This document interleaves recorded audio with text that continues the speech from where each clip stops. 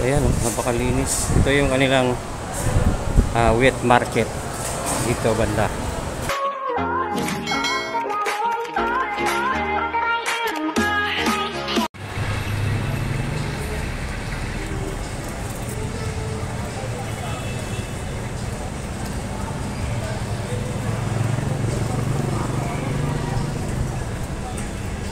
Magandang araw guys, welcome po dito sa ating panibawang update. Ayan nandito tayo ngayon sa may Agdao. Papasok tayo dyan sa kanilang bagong palengke mga ka-walker, no? Modernong palengke po dito sa Agdao. Ayan. So, papasok tayo dyan mamaya. Sa ngayon iikutin natin muna to dito area, no? Bago tayo pumasok sa loob. So yun siya mga ka-walker, no? Nagbukas na siya last year. So, isa to sa pinakamagandang palengke dito sa Davao City, no. Napaka-moderno niya, napakalinis. Meron siyang escalator and walkalator sa loob po. So, dito muna tayo mga walker, no. Ikot tayo dito. Napakaganda ng kanilang palengke, oh. Ayan, oh. Ayan. And maya-maya papasok tayo dyan mga ka-walker. Ikot muna tayo dito, no. Yan makikita natin sa paligid. Ayan, modernong palengke po ng Agdao, Davao City. So, sana ganyan din gawin sa may no? Tawag dito. Sana ma-upgrade yung palengke ng bangkiruhan kagaya dito sa may Agdao. Napakaganda ng kanilang palengke dito ngayon. Ayan, meron siyang parking space. Ayan mga ka-walker, no? So, titingnan natin siya dito sa may bandang unahan. So yung itsura ng Agdao mga ka-walker. Ito yung palengke nila dito. Ayan. So doon tayo galing. Yan yung palengke.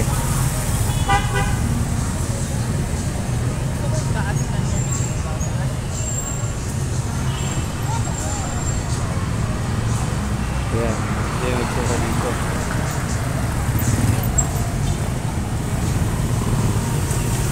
Napakaganda ng nila, design, napakaganda ng kanyang tawag dito architecture. Susubukan natin pumasok mga ka-walker, no?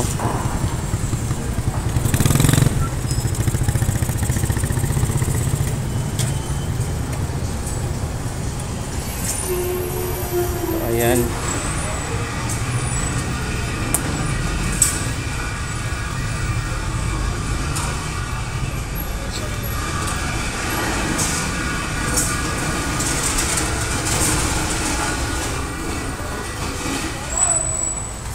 So pasok tayo mga ka-walker.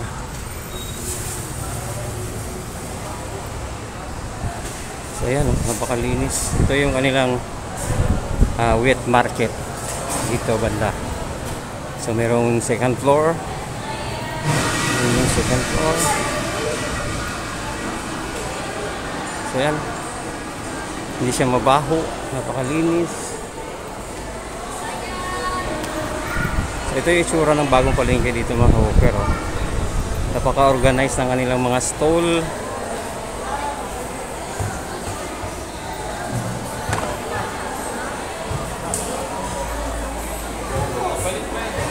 Yan, daming mga dito paninda. Merong ang tawag dito. Yan. Mga sariwang isda. Yung isda niya, ayan. Merong parang ito, tawag ito sugpo, sasayan. Ayan. Ayan.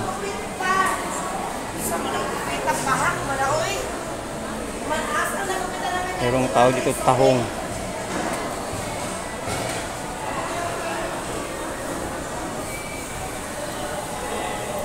So iikot lang tayo dito mga ka-walker. Pwede mamunta natin sukat nagbalhin mo dito, okay lang halin te. Ha? Okay na inyong halin, dili na para sa tong sauna nga napamusadaan palengke. Okay ra? Pagkurang mong gugaw, takaralim interview kay dugay na. Salamat ya, salamat.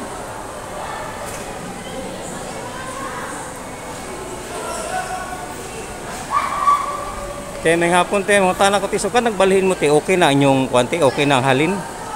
Dili jud okay sa pagbalhin. Sukat pagbalhin. Dito karon pa.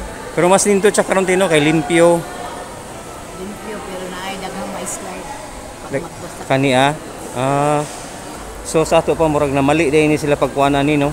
Kung ang bata diri mo dagan mas slide jud. mata og tiguang. O kana maglisod og lakaw no. Bitaw no murag mali bitaw iyang unsa na. So i-request na lang po ninyo tino na mag-usbon siya ang flooring. Dili man pwede do. Halang daghang mga slide. Ay tiguang dito una kuan dala guys. So mora sa pagkakaroon mora ninyo nakita ang problema gawa sa hinay nga halin. So ang renta te Taas po. dako po ang renta. So mo na gitawag nga moderno. Mga tao, mga karon sa mga kanpila, daghan na kay bakante nila. Mao ba? So ano nangutana ta kay ma'am no. Pero di sila problema. Napo sila gamay problema din he. So mao na to ang kunon karon no. Subayon unya. So mag-ikot-ikot ka sa tadiri. Te, salamat ya. Taasa na siya. Vlog ni siya ti, vlog. So mo to no, pangutana na to si ma'am na ang sabi niya daw is delikado daw ang flooring dito kasi marami daw nadudulas. Kasi nga po is talagang ano no, tawag din sa Bisaya hamis kayo lang salog so pwede ka ma-slide. So nindot no iyang palengke diri. Nindot ilahang palengke kay kanang unsa na pero kana lang ang ingon ni nanay kuan daw. Tanaw na to dito sa muragikan sa taas mga kawuker no. Ang itsura sa palengke sa anong bagong palengke na mga kawuker. Well organized man siya nindot man.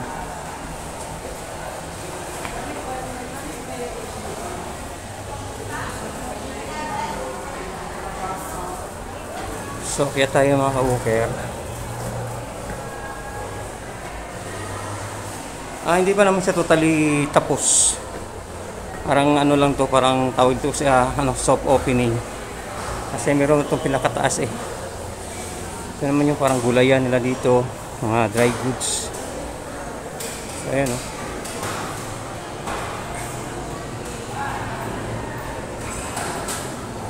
So, medyo malaki naman siya. Sarado pa lang yung third floor. Ayun lang, hindi pa siya tapos. So yan yung ano natin kanina no, kay nanay. Sabi niya daw medyo simulan lang lumipat daw sila dito. Siguro naman hindi naman siya lang naman siguro ang nagkaroon ng problema. Ang iba naman siguro okay naman siguro yung resulta ng ano nila no. Pero so far sugod naman yung ano nakikita ko dito. Maganda na to, isa doon sa dati na napaka tawag dito. Medyo maputik yung palengke. Dapat nga lang naman na ayusin yung palengke no kasi pagkain yung tinitinda natin so dapat malinis yung paligid. So ito yung itsura dito mga ka-walker.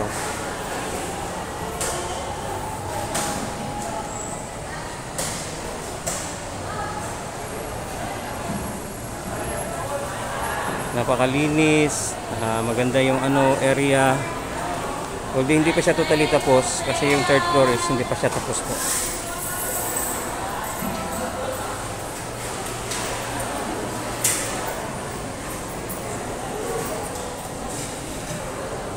Organize yung kanilang ano no, mga stall. Tsaka napakalawak ng space. Yan no, ang reklamo lang ni nanay kanina is madulas daw yung sahig. Kasi kung titingnan nyo naman kasi yung sahig, napaka-ano plain, no? Napaka-plain ng sahig po, no? Dapat, ano yan, rough. Para hindi ma-slide yung mga namimili. Lalo na pagdalian, lalo-lalo na yung mga matatanda.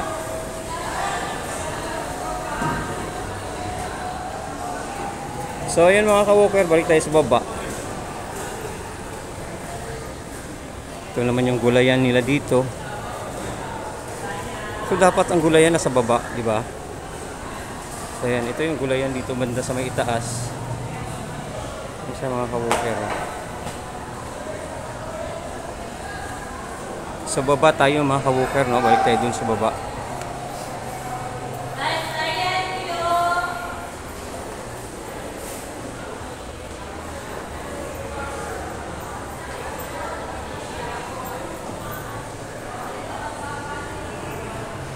So ayan mga ka-walker, hanggang dito na lamang po ang ating update ngayong araw.